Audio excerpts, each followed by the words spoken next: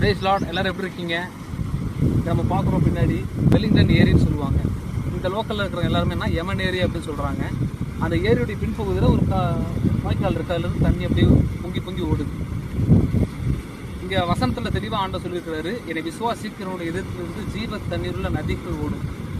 இங்கே பாருங்கள், அவ்வளோ அழகாக பொங்கி வடியுது. அதே போல தான் ஆண்டவரை நம்ம விசுவாசிக்கும் போது நம்ம வாழ்க்கையில் எதிர்மறையான சூழ்நிலைகள், உபத்திரவம், போராட்டம், இந்த எதிர்மறையான சூழ்நிலைகள் மத்தியிலும் நம்ம தேவனை விசுவாசிக்கும் போது நமக்குள்ள சந்தோஷம், சமாதானம், ஆவிக்குரிய பலன் போன்ற அத்தனை விதமான ஆசீர்வாதமும் நம்ம வாழ்க்கையில் நிறைவாக கிடைக்கும்.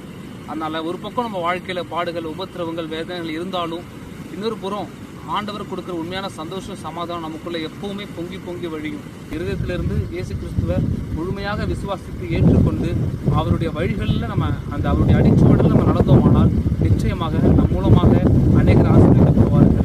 God bless you.